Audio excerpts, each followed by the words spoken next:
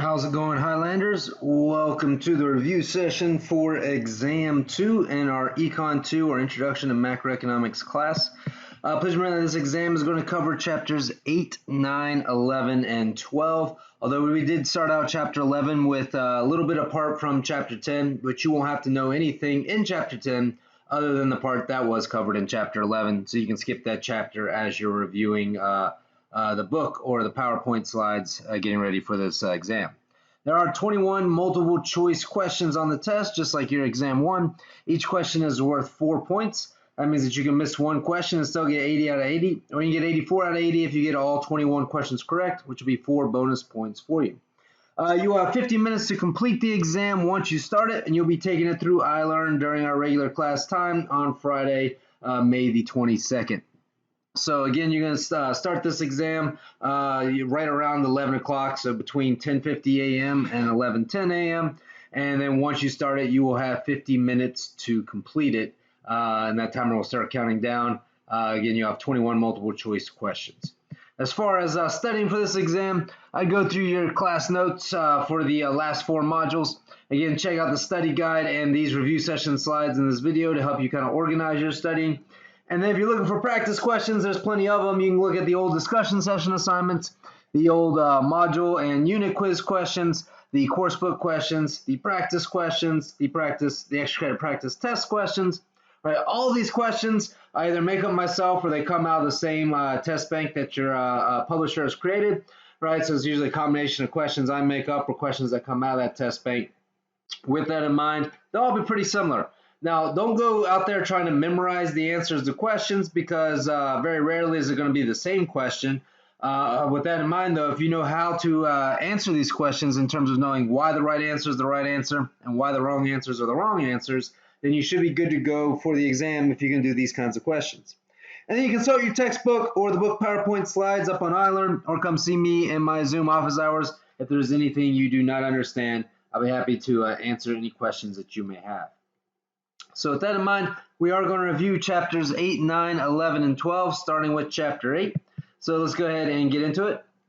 Make sure you know the concept of business cycles and understand that business cycle graph and the respective definitions. Remember, the expansion is the upward part of that business cycle where you're going to have rising real GDP and falling unemployment, right? And then you're going to have the peak, which is the very high point of economic activity. Following that peak will be a contraction. That is where GDP is falling and unemployment is rising. And then you have the trough, which is the low point of economic activity leading into that next expansion. Now remember, a contraction is considered a recession if that decline in real GDP is for 2 or more consecutive 3-month quarters or 6 months or longer. And a depression is just a really prolonged and severe recession. So again, there's kind of a scientific definition for when a contraction becomes a recession. As far as when a recession becomes a depression, that is kind of more up to a subjective value judgment or opinion. It's more of a normative economic statement. So with that in mind, let's go ahead and draw this graph just to make sure that we understand what it looks like. So remember that we have vertical axis, a horizontal axis, and we're measuring real GDP across time.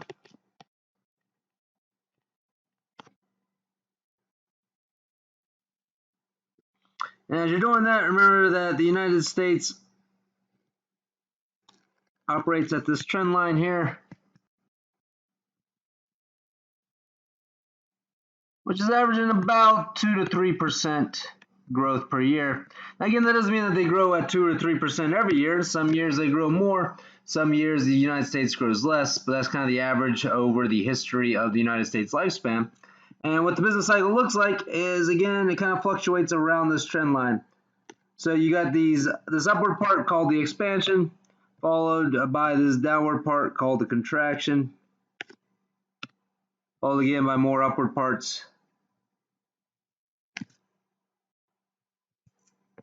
And more downward parts, and so forth and so on. So you can see the business cycles kind of snake around this trend line, so that if you were to compress these business cycles together, it would equal that trend line.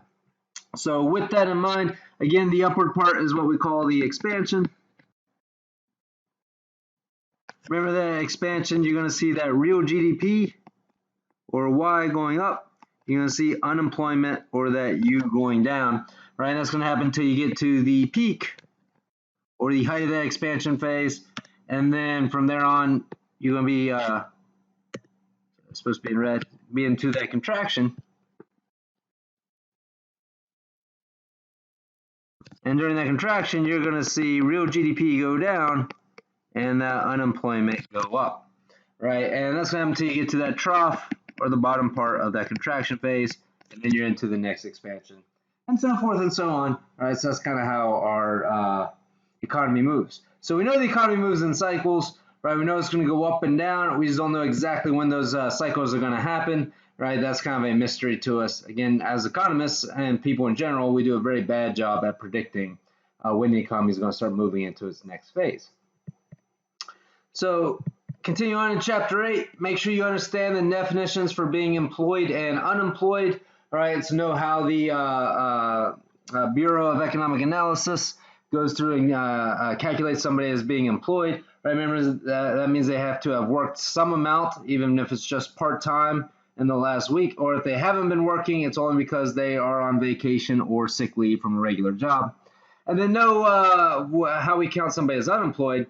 That means that they haven't worked at all in the prior week, but they have been looking for work in the last 4 weeks. Remember, if you haven't worked and you haven't been looking for work, you are not employed or unemployed either. You're just not in the labor force, right? And with that in mind, be able to go through and comb through a list of statistics in order to figure out what the civilian labor force, the labor force participation rate, the unemployment rate, and the employment to population ratio is, using those Nellyville examples that we used in class, right? And there should be plenty of those examples available to you, not just within the Chapter 8 lecture video, but also in your module quiz questions, your discussion session assignment for that particular chapter, and the unit quiz, I believe, has some practice questions on that as well. So there's plenty of practice for that. But just make sure you know, first of all, the big part is figuring out who's employed and who is unemployed, right? Remember that to be considered unemployed, you have to have not worked and you have to be looking for work, right? So people who are retired are not considered unemployed because they're not looking for work. People who are full-time homemakers or stay-at-home moms and dads, they are also not considered unemployed because they are not looking for work. If you're a full-time student, so busy taking classes that you're not out there looking for work, then you're also not considered employed or unemployed. And if you're too disabled to work, you're not considered employed or unemployed. Or if you gave up looking for a job months ago, again, you're not considered employed or unemployed. You're just not in the labor force. So again, know who's employed, people who are working, on vacation, or on sick leave. And then know who is unemployed, right? And those are the people who have not been working but are indeed looking for work. So the civilian labor force is just that, you're employed plus the unemployed. Again, we can figure out who's employed and who's unemployed. It's a pretty easy calculation to do. The labor force participation rate is just your civilian labor force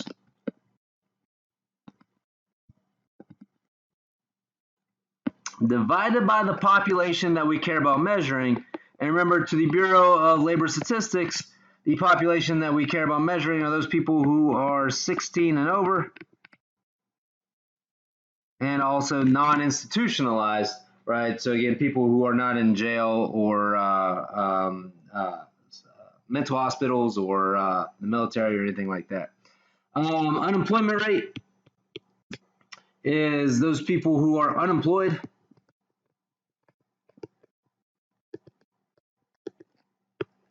divided by, and remember, a lot of people want to divide by the population 16 and over, but don't do that. That's how you're going to get it wrong. You got to divide by the civilian labor force. Again, the most common mistake when people are calculating out these definitions is with the unemployment rate, because they always want to divide by the population 16 and over. This is the one definition where you divide by the civilian labor force.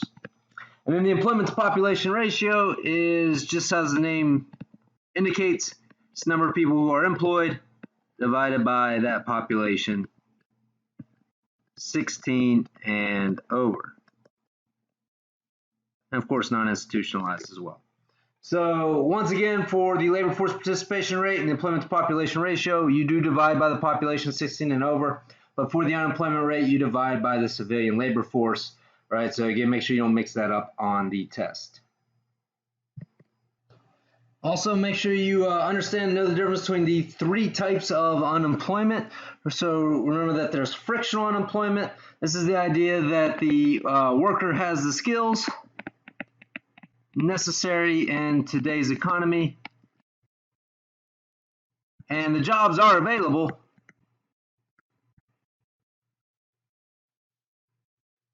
but it just takes them a while to match up. And what we mean by that is so let's say, for example, you are a recent college graduate who's got the skills necessary to get a job in today's economy. You might not necessarily take the very first job that is offered to you. You might shop around for a little while and see which job best fits your desires and needs, right?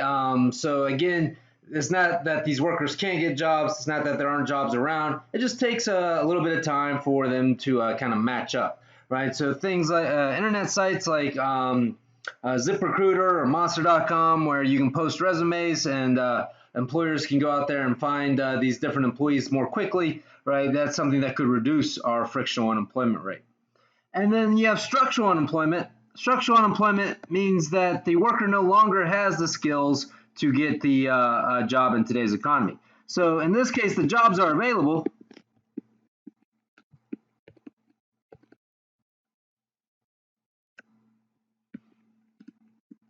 but the worker who is structurally unemployed does not have the skills necessary to get the job in today's economy.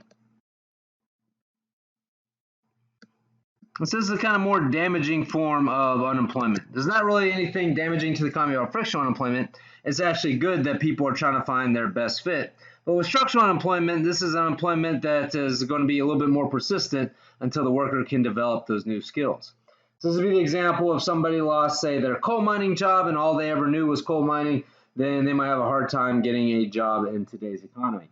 And then cyclical unemployment is the unemployment that is in existence as a result of being in a downturn or a bad part of the business cycle, like a recession or depression.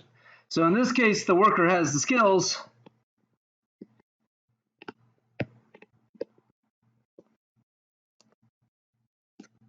right, but the jobs aren't available due to just a slow economic period. So nobody's hiring right now, and therefore you have maybe more people unemployed than usual, right? That's the type of unemployment that we call cyclical unemployment. Right, so make sure you know the difference between those three types of unemployment. Right.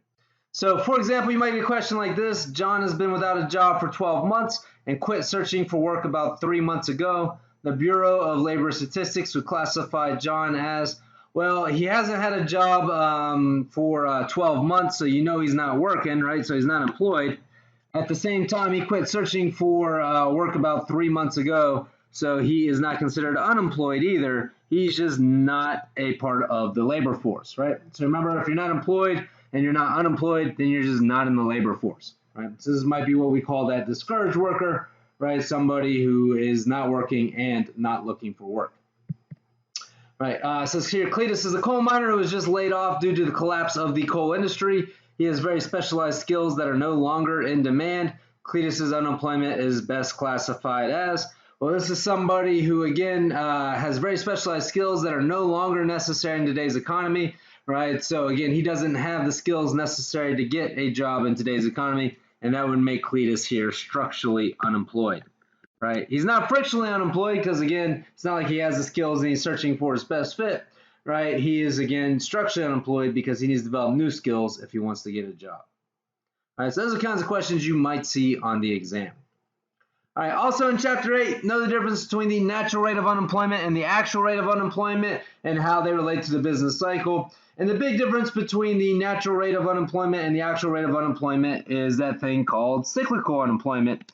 Right, or the idea that, again, the actual rate of unemployment includes the cyclical unemployment that's going to be high during the recessions and low during those expansions or economic booms. Right, so if we're at a situation where we're in an expansion, right? Well, during expansion, the normal rate of unemployment, which we call U star, or that natural rate, is going to be higher than our actual rate of unemployment. Or another way of saying this is unemployment is lower than usual during an expansion, right? So again, the natural rate of unemployment refers to our usual unemployment rate, whereas the actual rate is what the unemployment rate currently is, and unemployment is going to be less than usual during expansion. During a recession or those economically bad times, as you might imagine, the actual rate of unemployment is going to be higher than the natural rate of unemployment. Right, so unemployment is higher than usual during a recession. And during full employment, then our natural rate is equal to our actual rate. Unemployment is not higher or lower than usual during that period that we call full employment. Remember, full employment doesn't mean that everybody who wants a job has one. It doesn't mean that the unemployment rate is zero. It essentially just means that the cyclical unemployment rate is zero, right? You're still going to have the structural and frictional unemployment present during that period of full employment. Again, it's just the level of employment that exists when the economy is operating at its normal pace or its potential output. The natural rate of unemployment is not fixed. It does depend on a few things. One of the things it depends on is the structure of the labor force. So, for example, if you have a labor force that consists mostly of younger workers, people in their late teens or early to mid 20s, right, then you might see a higher natural rate of unemployment because frictional unemployment tends to be higher for young workers. They tend to spend more time looking for that best fit. If you have a labor force that consists of what we call older, more prime age workers, so people who are about 35 to 55 years old, which unfortunately includes me right now, right, then you have a natural rate of unemployment that's going to be a little bit lower than usual, just because, or lower than it otherwise would be, just because these workers are going to be less likely to be out there searching for their best fit. They'll be more likely to be established in their careers, less likely to move on or be searching for other jobs, right? So that's one thing that could affect it, right? Young versus old workers. Again, younger workers, you're going to have a higher natural rate of unemployment. Older workers, you're probably going to have a lower natural rate of unemployment because frictional unemployment will be lower. Public policy is another thing that can influence it. Remember, unemployment benefits is essentially the amount that you can get paid for being unemployed while you're out there looking for your next job. The higher those unemployment benefits are, the less likely you're going to take that next job more quickly. The more likely you're probably going to look around for a longer period of time. Right? Essentially reduces the opportunity cost of being unemployed when those unemployment benefits are higher. Right.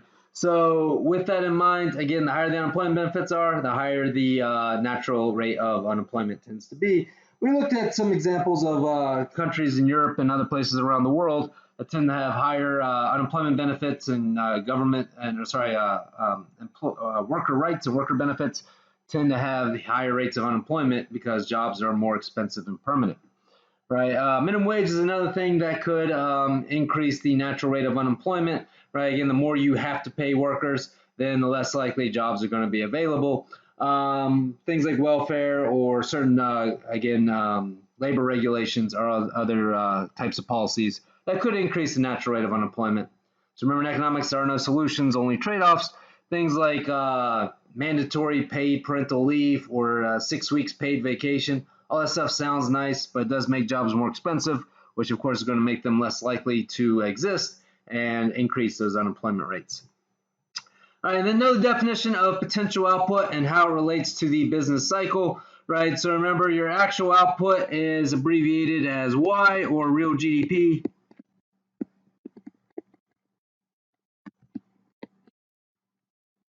Whereas your potential output is Y superscript F, and this is your output at full employment. Or again, when we're not in a recession or expansion. So when we are in expansion, that is us operating at higher than our potential output. Again, our potential output isn't the most we can possibly produce. It is the highest level of output that we can sustain, right, for a long period of time. So during expansion, our Y is greater than our YF, or we are outproducing our potential output during that expansion. When we are in recession, our Y is less than our YF, or we are producing less than our potential output during those economic bad times, those contractions or recessions. And when we're at full employment, you might have expected that our actual output is going to be equal to our potential output, Again, that's what we call that long-run equilibrium that we're going to talk about in the next chapter, right? Again, where cyclical unemployment is equal to 0, or actual output is equal to that potential output. All right, again, here it's also the case, as we mentioned earlier, that our natural rate of unemployment is equal to our actual rate of unemployment, right? Okay, so continue on chapter 8, be able to calculate the inflation rate. Remember, the inflation rate is just the percent change in prices, so it's the new price index minus the old price index divided by the old price index. Remember that as long as inflation is staying relatively low and stable, that's not necessarily a bad thing for the economy. That's kind of what we hoped it would look like. Right, so if you're taking a look at how prices, didn't mean to do that, sorry. Moving back there. If we're taking a look at how prices are moving over time, if we have a inflation rate that looks like this, sorry, the pen is struggling to work here. So if we have an inflation rate that looks a little bit like this, and again, economists say that's good. We want our inflation to be relatively low and stable. Right? Again, if economists were to die and go to heaven, that's what the inflation rate would look like in heaven. What we don't want to see as economists is an inflation rate that looks something like this. We have these wild swings in inflation, so that inflation gets really out of control. Again, economists would say this is bad. If economists were to die and go to hell, which again, people tell economists to do all the time, then that's what the inflation rate would look like in hell. Right? And the reason why economists don't like those high and variable rates of inflation is because when you have those wild swings in inflation, you tend to have very high inflation, or what we often refer to as hyperinflation. We talked about some examples of that occurring in class, like post-World War I Germany, where they had to make those reparation payments, so they had to print off a whole bunch of money, right? So that created that hyperinflation there. Or we talked about 2008 Zimbabwe, where the International Monetary Fund says, hey, you owe us all this money that we gave you years ago to improve your economy. And again, they had to print that money off, creating that hyperinflation there. Now, know why this hyperinflation or this high and variable inflation creates problems for the economy. Remember that 1, it reduces investment. People are less likely to invest in a future that is more uncertain.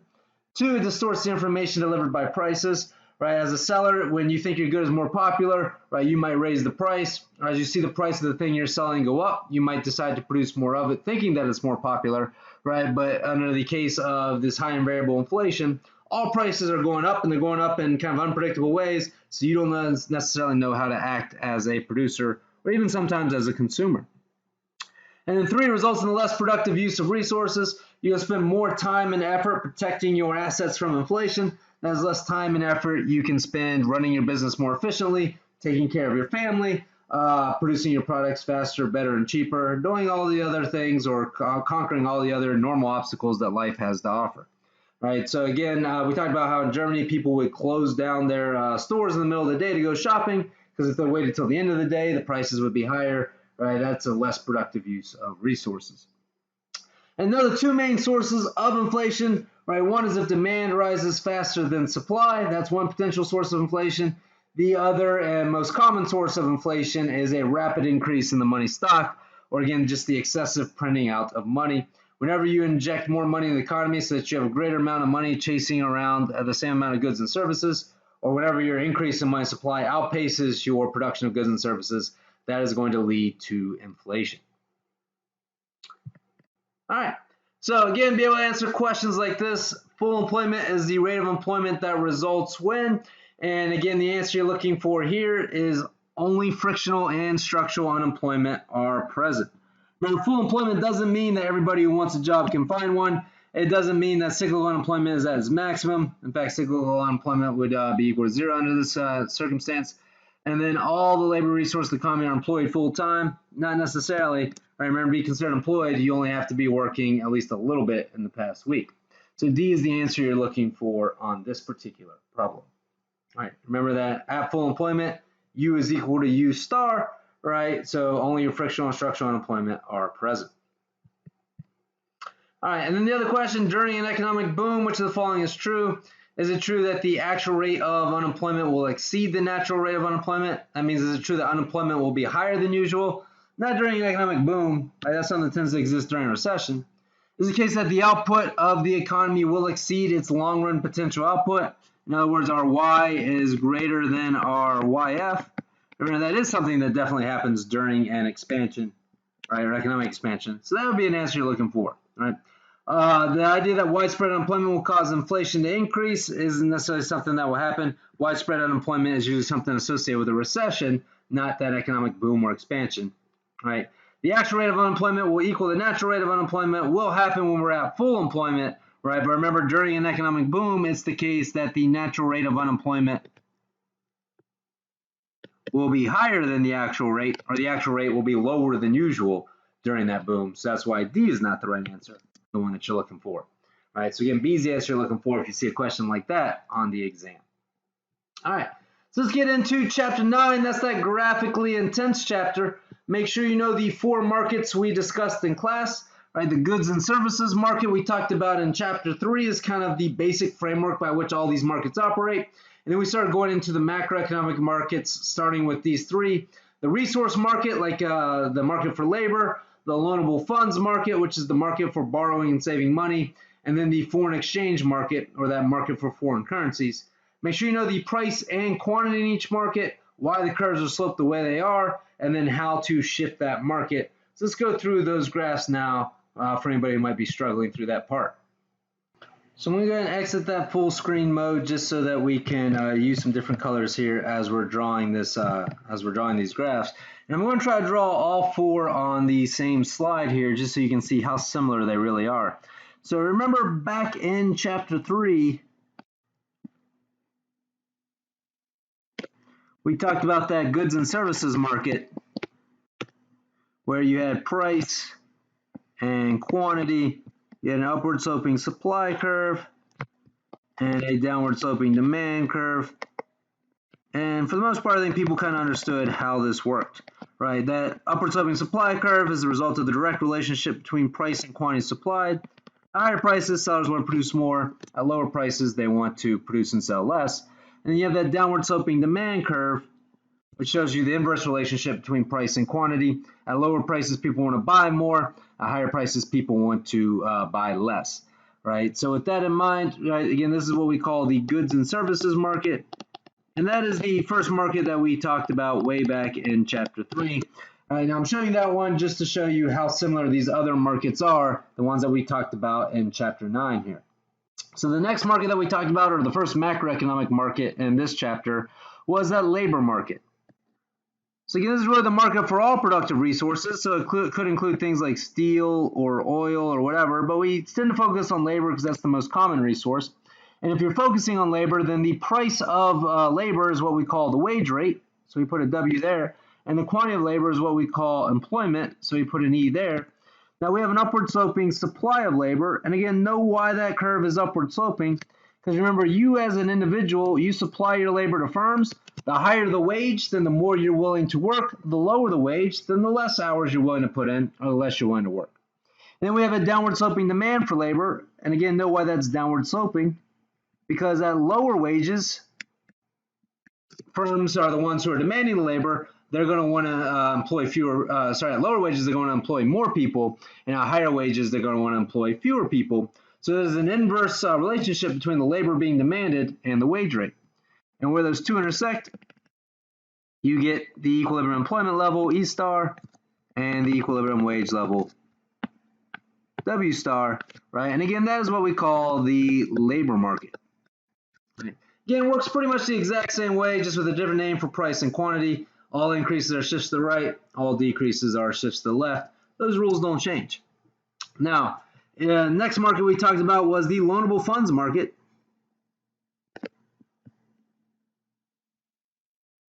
So the price of loanable funds is the real interest rate, which we abbreviate with R here, and the quantity of loanable funds is the amount being saved and invested, right? And where you got an upward sloping supply curve, remember where the supply of loanable funds comes from? It comes from your savings. Whenever you put money in, say, Bank of America, that is the exact same money that people borrow from Bank of America when they take out loans. So the higher the interest rate, the more money you're going to put in your savings account. The lower the interest rate, the less eager you are to put money in your savings account. That's why there's that direct relationship between the supply of loanable funds, or the quantity of loanable funds supplied, and that real interest rate. Now you also have a downward sloping demand for loanable funds looking something like this. And now we call this the demand for investment because we assume that people borrow money for the purposes of investing in things like their college education or expanding their business or whatever. So whenever you think of the demand for loanable funds, again, I want you to think of the idea of borrowing money, right? And of course, that has an inverse relationship with the real interest rate. At higher real interest rates, people are less eager to borrow money because they have to pay back that higher rate. At lower rates, they are more eager to borrow money because that's a lower rate they get to pay back. So where those two curves intersect, we got the quantity of savings and investment, and you have the real interest rate that makes that possible. All right, so again, we call this the loanable funds market.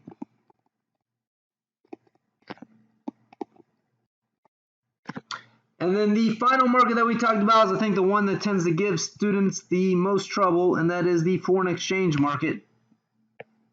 So let's carefully go through that one. So the vertical axis measures the price of foreign currency, and the horizontal axis measures the quantity of foreign currency. Remember that we have an upward sloping supply of foreign currency. And remember that supply of foreign currency, in order to figure out what forms that supply curve, I want you to think about where we get foreign currency. Well, if we sell goods to other countries and they pay us in their foreign currency, that's one place we get it, so we call that exports.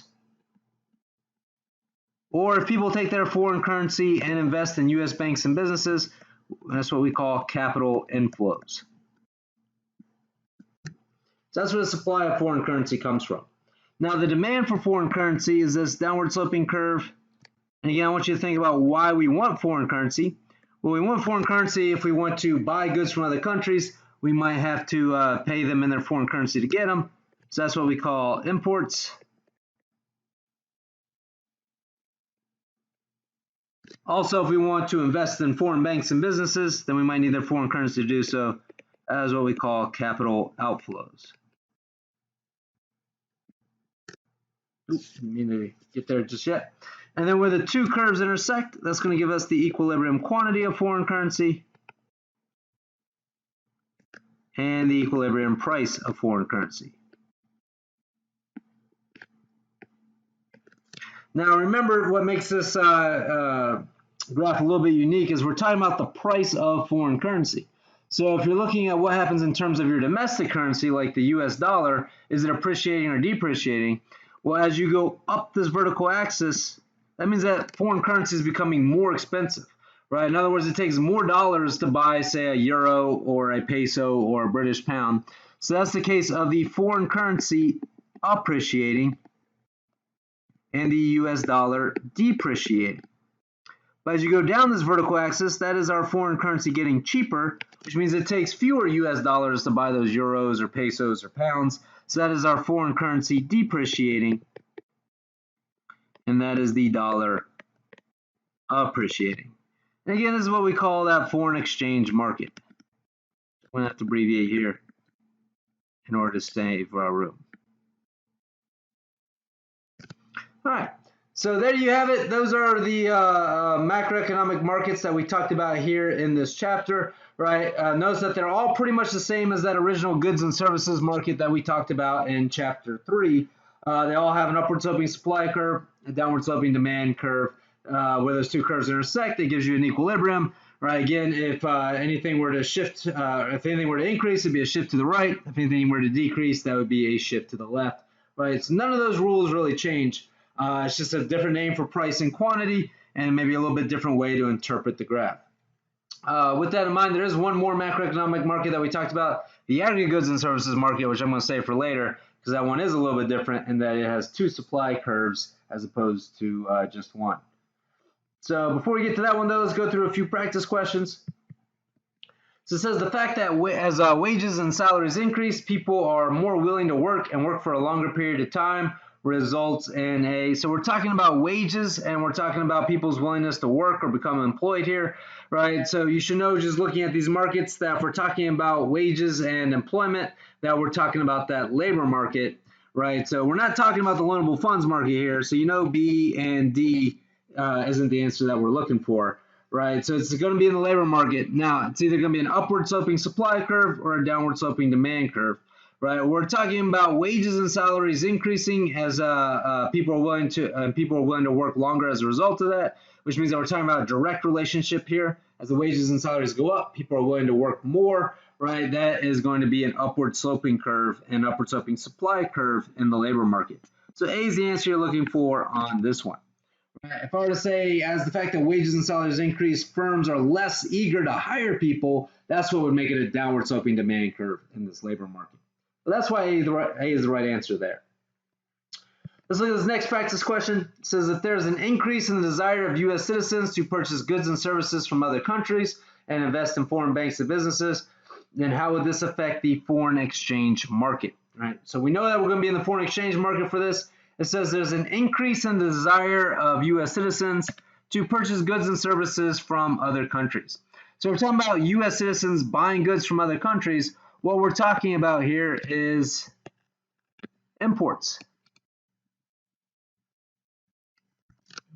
We're talking about investing in foreign banks and businesses. What we're talking about here is capital outflows. And it says here that there is an increase in our desire to do these things.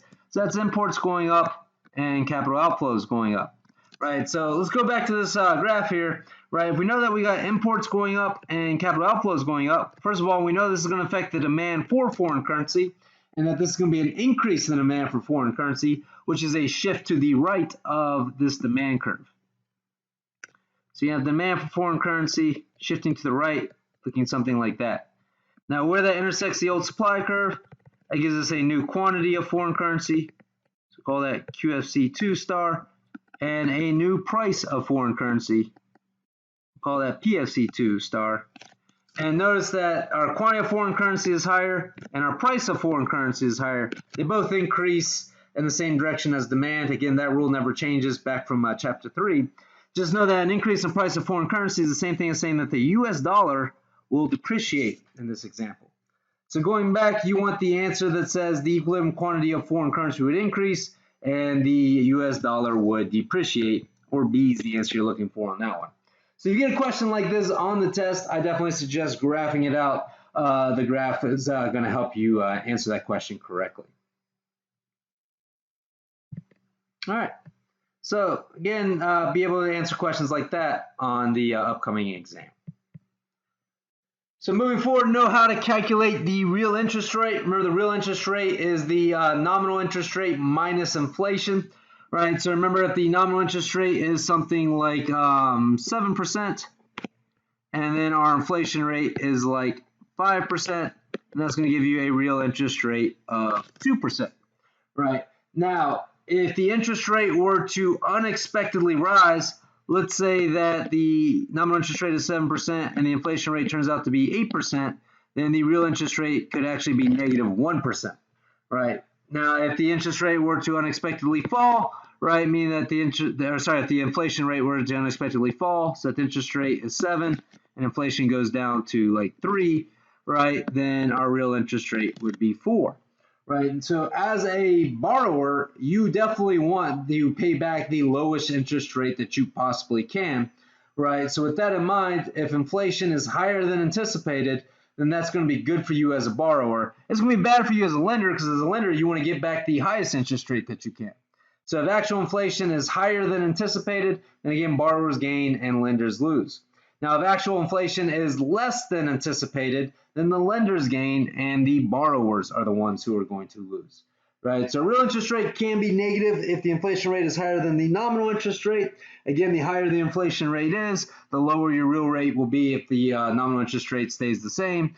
And again, the lower that interest rate is, the better it is for borrowers, the worse it is for lenders. Also know that interest rates and bond prices are inversely related. What we mean by that is that when interest rates go up, the value of previously issued bonds tends to go down. If the interest rates were to go down, the value of those previously issued bonds are going to go up, right? So again, you can sell your bonds on the secondary market before they mature, but if new bonds come out at the higher interest rate, nobody's going to want your bond that has the lower interest rate associated with it, right? So just make your bond worth less. If when the new bonds come out, the interest rates are lower, everybody's going to want your now a highly valued bond with the higher interest rate, so the value of your previously issued bond will go up. Right, so again, they're inversely related there. All right. So it says, suppose people expect inflation to be 3% during the next several years.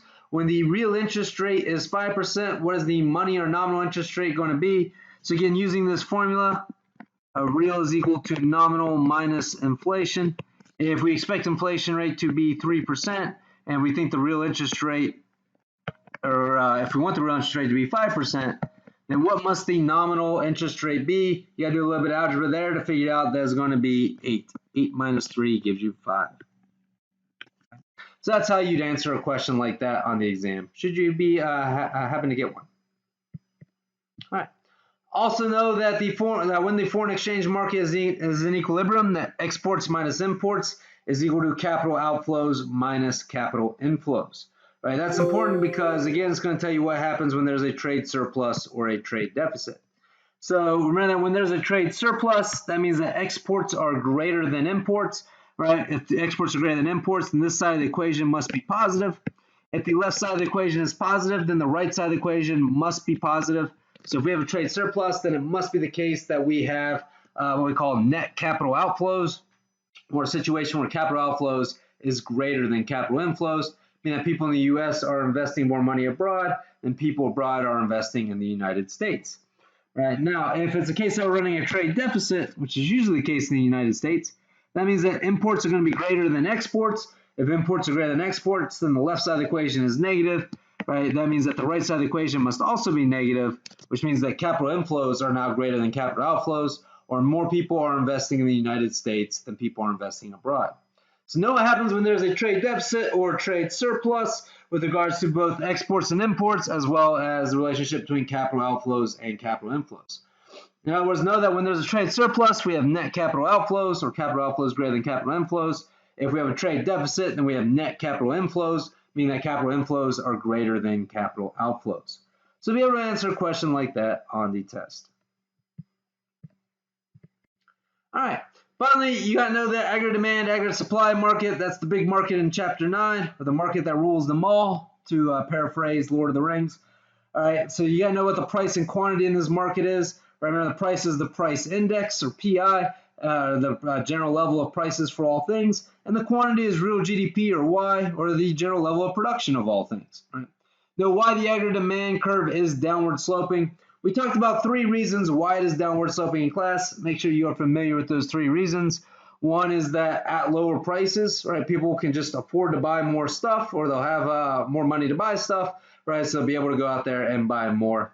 Also, at lower prices, right, then people need to hold less money, which means they can put more money in the bank. Putting more money in the bank is going to lower those interest rates, and at lower interest rates, you're not as eager to save money, so you're going to spend it instead. Right, and then also at these lower prices, right, it tends to be a case where people from other countries might want to go out there and buy more stuff from the United States as well. Right, again, they're going to be eager to buy those products from the United States at those lower prices that the United States is currently having. Right, so that means that our net exports is going to be higher. That's something else that's going to cause us to have that higher Y at these lower prices. So know why the short run aggregate supply curve is upward sloping. Right, remember that in the short run, the costs are fixed or usually held by contract. So higher prices will increase your revenues, but your costs will still be held down by those contracts. Remember, the short run means that something is fixed, and usually that is your costs that are, again, held by whatever contract you've negotiated in the past. So higher prices means higher profitability. Higher profitability means that you're going to want to produce and sell more. Now, why the long run aggregate supply curve is vertical, because in the long run, everything can change, including all the contracts that you have previously negotiated. So in the long run, when prices go up, your costs go up as much as your revenues, so your profits don't change at all. So there's no incentive to increase production in the long run. That's a short run equilibrium is when your aggregate demand and short run aggregate supply curve intersect, but your long run aggregate supply curve is somewhere else. And then your long run equilibrium is when your aggregate demand, short run aggregate supply, and long run aggregate supply curve all intersect at the same point. So let's go ahead and graph out that aggregate demand, aggregate supply curve.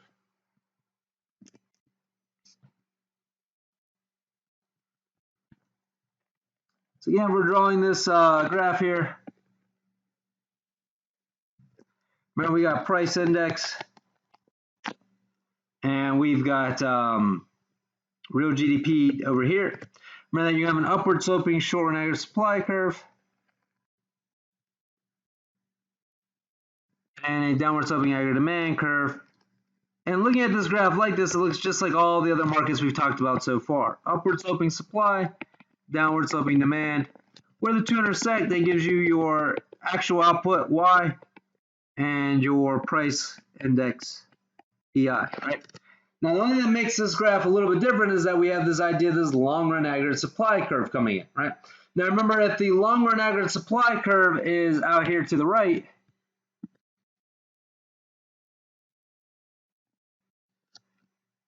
So this could be a hypothetical long-run aggregate supply curve.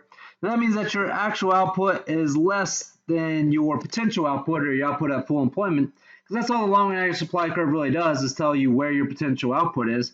Right? If that's the case, that's what we call a recession.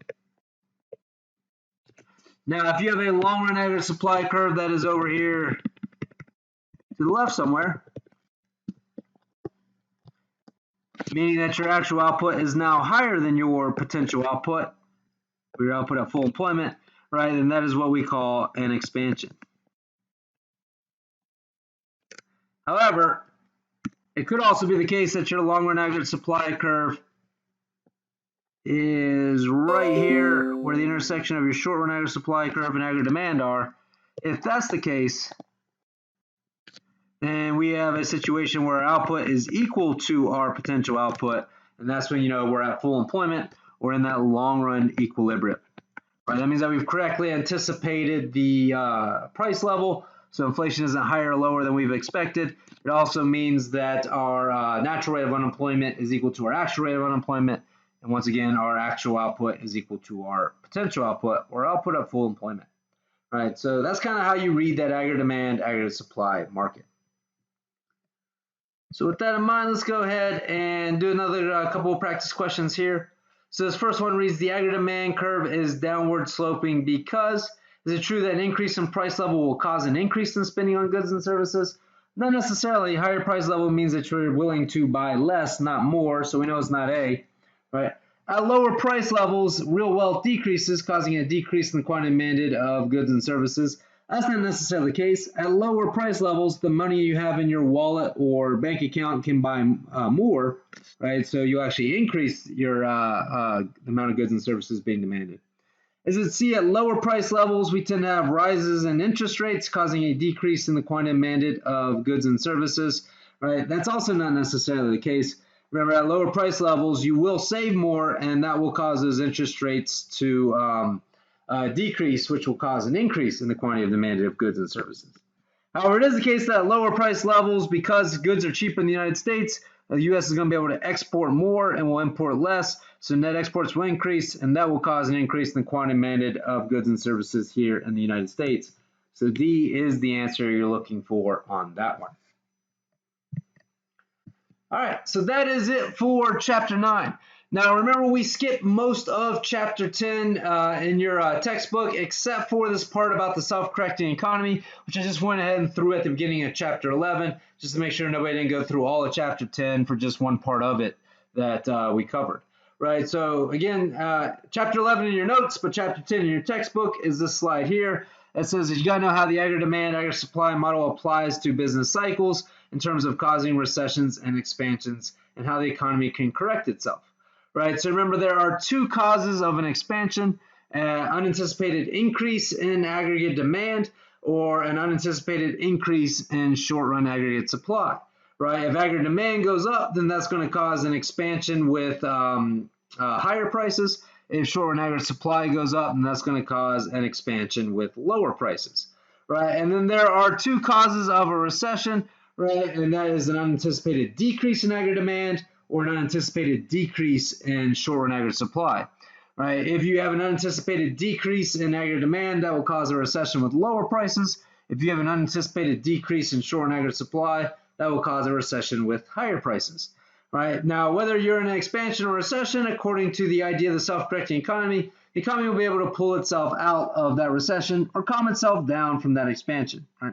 Remember the idea of the permanent income hypothesis, which says that our consumption demand stays relatively stable, or people like to smooth out their consumption cycles by saving more during expansions and not really spending a lot more, and then dipping into those savings during recessions or not really spending a lot less. And our consumption is the biggest component of GDP, so if that stays stable, then GDP is probably going to stay relatively stable as well. Right. Also, changes in real interest rates is something that could affect the economy in such a way to kind of bring us back to that full employment level. So, for example, if we are in a recession,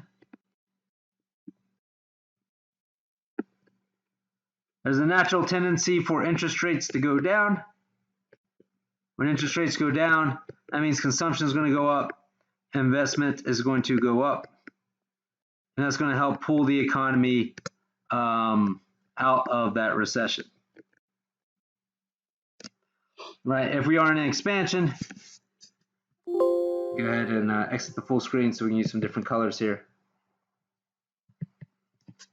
If we are in an expansion,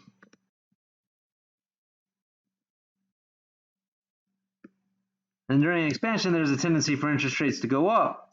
When interest rates go up, that's going to cause consumption to go down and investment to go down, right, which is going to cause our aggregate demand to go down, right, or again, naturally calm us down from that expansion. Also, during recession, it's the case that wages tend to go down, or any resource price, and that's going to make it cheaper to produce stuff, so that's going to cause our short aggregate supply to go up or pull us out of that recession. Right, whereas during expansion, it's likely the case that wages and other resource prices will go up. That's going to make it more expensive to produce things, so that's going to mean that short aggregate supply is going to go down. Right, so again, both those things together will help calm us down from the expansion. So keep in mind that this is the idea of a self-correcting economy. Now, how quickly the economy can correct itself is up for debate. So let's go ahead and kind of graph out what those changes look like. So again, we're going to draw ourselves some aggregate demand, aggregate supply markets here. Right, we'll start off with an economy that is in a recession. If the economy is in a recession, that means that the long-run aggregate supply curve is over here somewhere.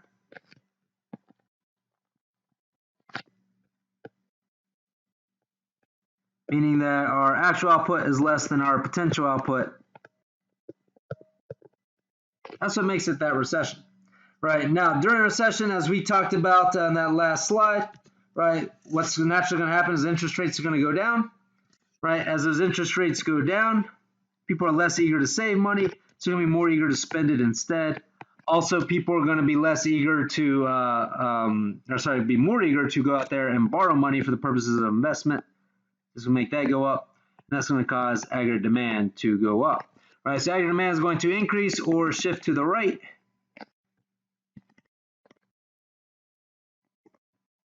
Looking something like this. At the same time, during this recession, there's a tendency for wages to go down, and that's going to cause short-run aggregate supply to go up, or also shift to the right. It's going to look something like that, and that's going to help pull the economy out of that recession. Right, we are now back at our long-run equilibrium where we have full employment. Now, again, the reason why those lines are dotted is because this is a theory that may or may not be true.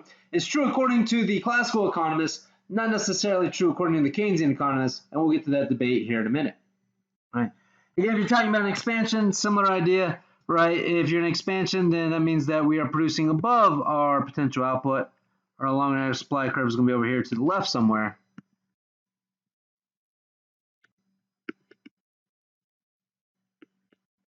So our y is greater than our yf. During this expansion, there's a tendency for interest rates to go up. When interest rates go up, people will be more likely to save money, so they're not going to spend as much. Right? People are also going to be less likely to borrow money at those higher interest rates.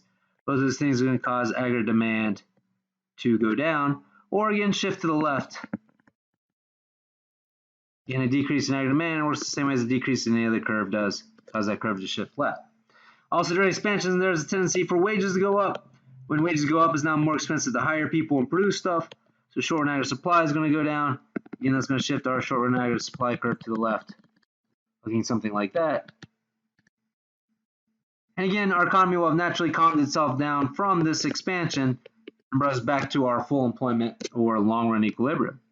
That's the idea anyway, according to those classical economists who believe in this idea that the economy can correct itself and do so fairly quickly. As we've talked about, though, again, this is very much up for debate among different schools of economic thought. And this is the reason why you have all this political disagreement, as well as just disagreement among non-politicians and non-economists about what to do with the economy when it is in a recession or when it is out of our long-run equilibrium. All right, so let's talk a little bit about these different schools of thought or this debate.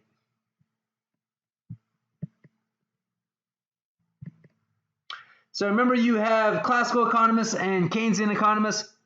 Classical economics is the traditional form of economics that existed before the Great Depression, and it said that prices are flexible, right? Meaning that they will change during recession. Things like prices and interest rates and wages will all go down, and that will help the economy correct itself from the recession. Right? So the economy can correct itself. And classical economists also believe in this idea called Say's law, or that supply creates demand. In other words, it's production that really matters. Right? It's what you produce or have at the end of the day that's important. The more we produce, the more wealth we'll have as an economy. And people respond to economic calculation, or another way of saying that is people respond to incentives. At lower prices, they'll buy more. At lower wages, they'll hire more people. At lower interest rates, they'll probably save less and go out there and spend and invest more. Now, that's different than the Keynesian economists. They believe the opposite are true for all of these points. For example, they believe that prices are sticky, particularly in a downward direction, meaning that things like prices and interest rates and wages won't necessarily go down. And Keynesian economists say that wages are something that's usually negotiated by large corporations and powerful labor unions. Right? They're set in contracts that can't change that quickly. Right? Remember that it costs money and effort to change prices. It's not costless to do, so people might be reluctant to do it. Because things like prices and wages won't necessarily go down, then the economy won't be able to correct itself, or at least not very quickly. And remember, John Maynard Keynes started writing this stuff during the Great Depression, where the economy definitely seemed to not be able to correct itself, and therefore was in kind of a bad situation. Right. Now, the Keynesian economists also believe that demand creates supply, or it's spending that matters. Right. It doesn't matter what you're spending money on, as long as people are spending money, that's going to induce people to go out there and produce and try to sell more, which will increase employment. So we need to get people out there spending money, right? He says that people respond to animal spirits, which is kind of a flowery way of saying that people respond to kind of intrinsic motivations and aren't necessarily these economic calculators that will automatically hire more people at lower wages or buy more stuff at lower prices. In other words, during recessions, people are scared, and people react to that fear or that pessimism about the economy by doing things like saving rather than spending more, even if prices are lower. It's kind of the Keynesian way to interpret that. All right, so again, that's the main differences between classical economists and Keynesian economists. So following up on those schools of thought, know why the Keynesians thought that spending was so important, and part of that is because of this thing called the expenditure multiplier. Right, so know how to calculate the marginal propensity to consume and this multiplier effect. Remember, the marginal propensity to consume is additional consumption divided by additional income. So if you receive an extra $100 this week, how much of that extra $100 are you going to spend? You divide that additional spending by that additional income of $100, and that gives you your MPC, or marginal propensity to consume. And then you take that marginal propensity to consume and you plug it into your multiplier formula, which is 1 over 1 minus that marginal propensity to consume. And that's how much of a multiplier effect this additional income will have, right? So, for example, if your MPC is equal to 0.8, then 1 over 1 minus 0.8 is going to be equal to 1 over 0.2. That is equal to 5, meaning that a $1 injection into the economy could create as much as $5 in additional spending. And that's why the Keynesians thought that the spending, this idea of spending was really important, right? If your marginal propensity to consume were to go up from 0.8 to 0.9, meaning that you're going to spend 90% out of every additional dollar that you get, right? Then that means that your multiplier is going to increase from 5 all the way up to 10, meaning that $1, didn't mean to move ahead yet, that $1 increase will lead to additional $10 worth of spending, right? So that's the idea behind this whole multiplier effect. Again, this will help stimulate the economy out of that recession, according to the Keynesians. You just got to get people spending money. Now remember kind of the classical rebuttal to this argument. For this multiplier to work, it has to come from resources that were otherwise being unused or neglected, right? Otherwise, you're not really increasing spending, you're just shifting it. So we talked about that whole broken window fallacy slash story, right? According to the Keynesians, if somebody breaks a window, that might be good for the economy because the person has to fix that window, and that's going to increase their spending.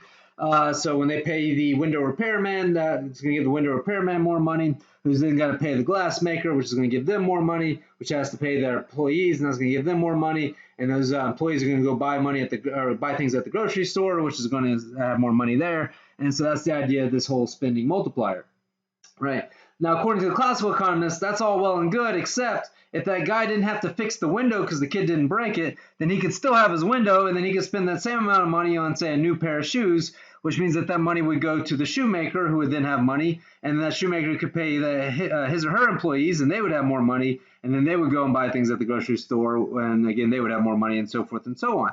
Right, so if you didn't break the window, at the end of the day, the guy who owned that window has not only a window, but a pair of shoes that he could have bought instead, right? But because you broke his window, he now has to spend that money fixing his window, and now he's got no money left for that pair of shoes. So at the end of the day, he just has the window and no pair of shoes. So the economy is not richer because that window is broken. It's poorer by one pair of shoes that never gets made. And that's, again, kind of the main idea, main difference between the Keynesians and the classical versus the idea that spending matters versus production matters. According to the Keynesians, doing things like breaking windows, as long as it increases spending, will help stimulate the economy. According to the classical economists, repairing windows isn't a good thing. Having windows is a good thing, right? If you can keep your window and then go and spend that money on other stuff, right, that's going to stimulate more production, and that's what's important for economic growth, right? So again, that's kind of different schools of thought and how they interpret that story. All right, understand the Keynesian view of fiscal policy and how it relates to the government's budget. Right, remember that we got this idea of countercyclical policy, right? It's a policy that moves the economy in the opposite direction of the forces of the business cycle. So according to Keynesians, when we're in a recession, you want to use expansionary policy. Remember what expansionary policy involves? It means that the government is going to be spending more money, so government spending increases, but they're also going to be taking in less money in taxes, so tax revenue will decrease. And the only way to do that is to increase the size of the budget deficit. Right, now Keynes said, don't worry about all these budget deficits that we're running during these bad times like recessions. Right, it's not going to lead to a whole lot of debt because we can pay for those budget deficits with the surpluses we run during the good times. So during the expansion, you want to use restrictive policy.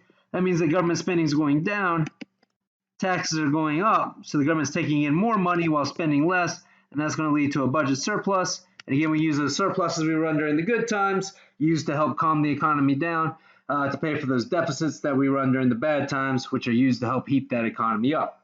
And in theory, that sounds like a good idea. Of course, we talked about some issues with this particular theory when we get to chapter 12. Right. Before we get there, though, know the timing problems that exist with discretionary fiscal policy. Remember, first we got to recognize where the economy is headed. Is it going into a recession, which means that we need to use that expansionary fiscal policy. Remember, we call that the recognition lag. And again, it's not something we do particularly well. We don't usually know we're going into a recession until that recession is already upon us. Right? Once we decide we're in a recession, we do need to use that expansionary fiscal policy. In other words, we do need to increase government spending or reduce taxes. Then the government has to get together and figure that out. Right? In other words, Democrats and Republicans have to get together in the same room and agree on stuff, and that doesn't happen very quickly, so that's what we call the administrative lag. And then once we decide how we're going to use this expansionary fiscal policy, it has to work its way into the economy, and people actually have to spend their stimulus checks and things like that, and that's what we call the impact lag. So you add up those three lags, and all of a sudden we're going to have a hard time timing this stuff correctly. By the time your expansionary fiscal policy takes hold, it could be the case that the economy is not in a recession anymore, in which case your expansionary fiscal policy will hit during expansion and create an even bigger inflationary boom, which is probably going to lead to an even bigger bust later. So it's not going to help it's not going to help economic stability. It's actually going to make the business cycles even more unstable. And then finally, know this idea of the automatic stabilizers. These are built-in features that automatically promote a budget deficit during recession and a budget surplus during expansion, even without a change in policy. And that's the important thing about the automatic stabilizer. is that it works without necessarily the government having to administrate any changes, which means it doesn't really need us to recognize where the economy is headed or for the government to do anything, so it doesn't suffer from those timing lags. Right. With that in mind, let's go ahead and talk about the 3 automatic stabilizers that we mentioned in class. So there's unemployment compensation. So when we are in a recession, it's usually the case that more people are unemployed than usual. If more people are unemployed than usual, then more people are going to be collecting unemployment benefits than usual, which means that government spending is going to go up at a time when, again, according to the Keynesian prescription, the government should be giving people more money. At the same time, during a recession, people are making less money. If people are making less money, then they're paying less taxes. So when corporations make less money, their corporate profit taxes are lower, so taxes will automatically go down. And also the progressive income tax will be lower, right? That progressive income tax is the more money you make, then the higher your tax rate will be in terms of being in a newer or higher tax bracket. And so if you make less money, you're going to pay less in taxes, right? So again, taxes will be going down, government spending will be going up, creating that budget deficit, or doing the very things that Keynes said that you should do during a recession. Conversely speaking, during an expansion or those economic good times, it tends to be the case that you have fewer people unemployed than usual, so government's going to be paying out less money than usual on unemployment benefits, so government spending will go down. At the same time, corporations will be making more money, so they'll be paying higher taxes. Individuals will be making more money, so they're going to be paying higher taxes. So you got taxes going up and government spending going down automatically during expansion, which is again what Keynes said the proper prescription would be to help calm the economy down from that expansion. Right. So again, these are things that automatically occur that follows that Keynesian prescription without necessarily requiring this discretionary change in fiscal policy. All right. So let's go through a few practice questions to make sure we understand how to answer questions that may appear on your exam. So this one says, if the economy is experiencing less than full employment, then what does the Keynesian model recommend? Well, less than full employment is another way of saying that we are in a recession. During a recession, remember, the government says we should use expansionary fiscal policy, and the idea is that we want to use expansionary fiscal policy to stimulate aggregate demand, because remember, according to Keynesians, demand creates supply, right? So again, a lot of people might be tempted to choose this answer, right? But remember that according to Keynesians, it's that demand that we need to stimulate through that expansionary fiscal policy. Remember, Keynesians don't believe in this idea of running a balanced budget or doing nothing. That's more of a classical and new classical school of thought that we're going to be talking about in the next chapter. All right, and then finally, if consumption increases to 750 when disposable income increases to 1,000, then the expenditure multiplier is. So first thing you gotta do is calculate your marginal propensity to consume, which is equal to 750 divided by 1,000, which is going to be equal to 0.75. And then you plug that into your expenditure multiplier formula, which is 1 over 1 minus the marginal propensity to consume, or in this case, 1 over 1 minus 0.75 is equal to 1 over 0.25, which is going to be equal to 4. What this means is that every $1 increase or injection into the economy is going to create as much as $4 worth of additional spending, again, according to the Keynesian view of how this marginal propensity to consume works. Or sorry, how this expenditure multiplier works. All right. So there you go. So the answer you're looking for on this would be D. So kind of make sure you know how to answer a question like this on the test, should you get one. And that is it for Chapter 11. Let's talk a little bit about Chapter 12. Make sure you understand the process of crowding out. Remember, crowding out is the idea that you're going to have a reduction in private spending due to the higher interest rates generated by these increased budget deficits that are financed through government borrowing in the private loanable funds market. Or the idea is that if we use expansionary fiscal policy to pull us out of a recession, that's going to increase interest rates, which is going to crowd out private spending and investment. So that's the main idea behind the crowding out theory. Remember, we talked about in class a few steps on how this works, right? So the first step is that the government conducts expansionary fiscal policy in an effort to bring the economy out of a recession. Right, remember that expansionary fiscal policy just means that government spending is going to be going up while taxes go down. And when that happens, it's going to lead to an increase in the budget deficit. And so that leads us into step 2. This increases the budget deficit, which must be financed through borrowing. And what this means is that this is going to increase the demand for loanable funds. So that our demand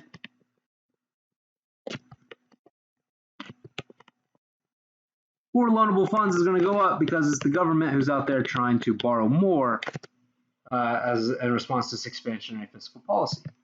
Now, when the government borrowing increases this demand for loanable funds, then that's going to make the interest rates go up, right? So again, when the demand for loanable funds goes up, that's going to cause both quantity and price to go up, the price of loanable funds being the interest rate. Now, when the interest rates go up, this has a two-pronged effect, right? First of all, is that when these interest rates go up, that's going to cause our consumption and investment to go up. Again, higher interest rates means that people are going to be putting, higher interest rates make our consumption investment go down, not up. Sorry, I think I misspoke there. Right. So when we have higher interest rates, people are going to be more likely to put money in the bank, and they're going to be less likely to spend that money. So consumption is going to go down. Also, people are not nearly as eager to hire individuals, borrow money in order to do things like expand their factory and hire individuals and things like that in the future. So investment's going to go down as well. Now also, these higher interest rates are going to increase capital inflows. So we know that capital inflows are going to go up because people in other countries are also going to want to put more money in U.S. banks, in the same way that people in the United States are going to want to save more in U.S. banks rather than spend it. So when capital inflows goes up, that's going to cause our dollar to appreciate. And when our dollar appreciates, then that's going to cause our net exports to go down. Right, so as the dollar appreciates, that means that the dollar can buy more of this foreign currency, and that means that foreign goods are now cheaper to U.S. citizens, so we're going to import more. That also means that our exports are going to go down because U.S. goods are now more expensive to foreign citizens. So again, if exports go down while imports go up, that means net exports are going to go down. And thus the policy will probably fail to bring the economy out of a recession. All right, remember, Y is equal to C plus I plus G plus the next thing. The idea behind the Keynesian policy is that we're going to increase government spending and hopefully consumption by giving people more money and cutting their taxes. Unfortunately, according to this crowding out view, right, you're also going to have a decrease in consumption as a result of those higher interest rates, a decrease of investment as a result of those higher interest rates, and a decrease in net exports. So what's going to happen to Y? Well, if it goes up, it won't go up by nearly as much as the Keynesians thought it would as a result of this whole crowding out situation. And then we have a third school of thought, these new classical economists who will come along and say, all right, we don't think this expansionary fiscal policy will work like the Keynesians say it will. We, like the classical economists, think that it won't work, right? It just won't work for a different reason, and that is that people will save any expected, any stimulus checks for an expected future tax increase that they know is going to be required to offset the deficit that the government is currently running. And that's what is known as the Ricardian equivalence. So the idea is that if the government goes into an even bigger deficit or even more debt by giving people these stimulus checks, people, again, kind of pessimistic about the way things are going, are probably going to put that money in the bank knowing that the government is going to ask for it back at some point, or again, raise their taxes. And they don't want to be caught owing money without any money in the bank. So again, people will just save whatever that tax increase is expected to be. So let's go ahead and talk a little bit about what that's going to look like on our loanable funds market graph. So again, the idea is that the government is going to be borrowing more money in response to running this budget deficit or using this expansionary fiscal policy, right? So our demand for investment funds are going to increase. But then whatever that increase is, whatever stimulus checks the government writes, people are just going to take that money and put it right back into the bank. They're not going to really spend it, at least not as much of as the government hopes that they will.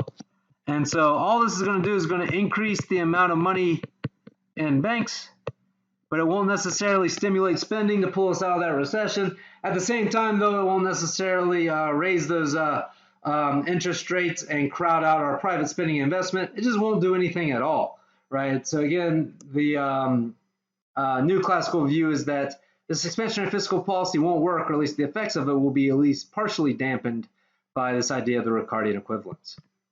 Right. Make sure you understand this idea of the paradox of thrift. That's this idea that when people start saving a lot of money, then they're going to end up maybe hurting the economy because they're not out there spending it, which of course is important according to the Keynesians, and so their future total savings may decrease. So the idea is this: if people react during these recessions by drastically increasing their savings and not spending money, then according to the Keynesians, the economy will never be lifted out of that recession because, again, it's the spending that's important or the demand that creates that supply, which means that if people are saving and not spending money, then businesses aren't going to need to produce. Therefore, they're not going to need to hire anybody. They're going to be laying off workers. And now people are going to have less income in the future to both spend and save later on. So an increase in savings now will lead to less total savings later as a result of people having less money. And then understand the political incentives behind discretionary fiscal policy, right? One of the most damning pieces of evidence as to why this might not necessarily be a good idea is because politicians, if given the license to run budget deficits, will tend to run budget deficits all the time. Right? Remember that this expansionary fiscal policy is much more politically popular than restrictive fiscal policy. Right? People love it when the government gives them money, so they love it when the government raises those government expenditures. People do not like it when you raise their taxes, however. They love it when you lower their taxes. So there's a tendency for the government to want to increase government spending and lower taxes all the time. That's how you get reelected.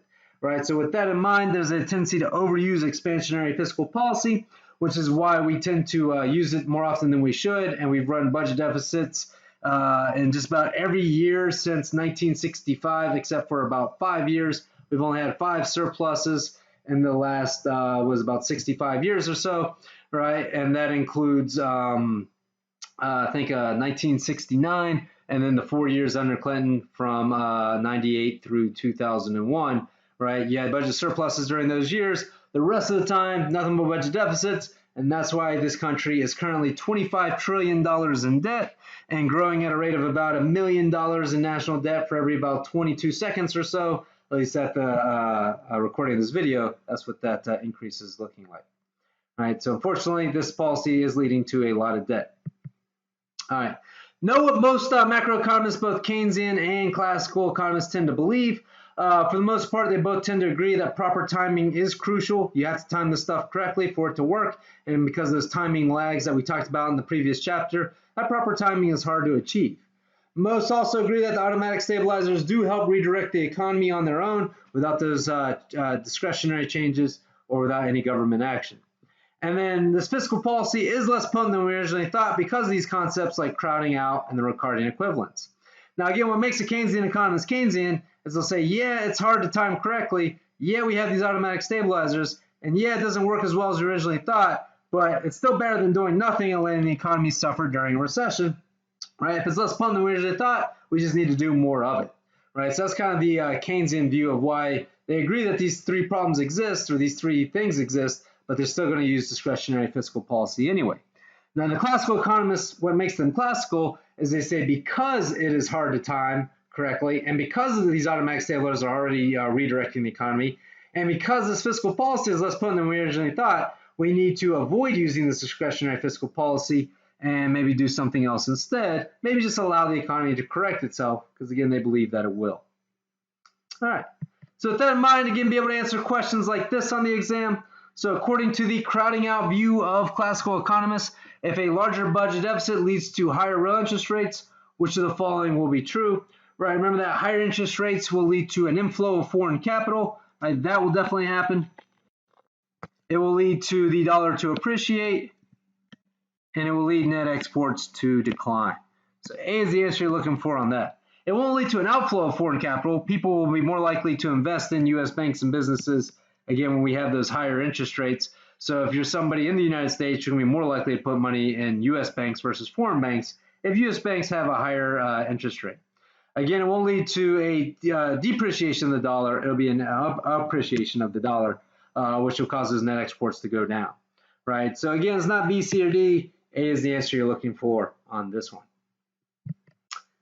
Or a question like this, new classical economists, remember that's that third school of thought, believe that an increase in deficit financing, which is just the government spending more money by borrowing it rather than raising taxes, will And the answer here is, again, maybe increased savings, but little else, because people will put their stimulus checks in the bank because they expect that future tax increase to arrive, right? So again, it won't increase the consumption that the Keynesians will hope it will, right? If anything else, it'll just lead to more savings and no other change. All right.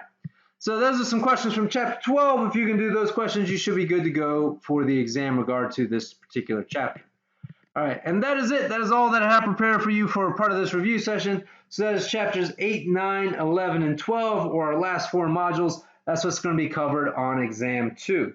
So as always, just let me know if you have any questions. You can shoot me an email or come visit me during those Zoom office hours, and I'll be happy to answer any questions that you may have. All right, good luck. Happy studying. I hope it goes well, and I look forward to seeing you all do well on the upcoming test. Until then, just let me know if you need anything, and take care.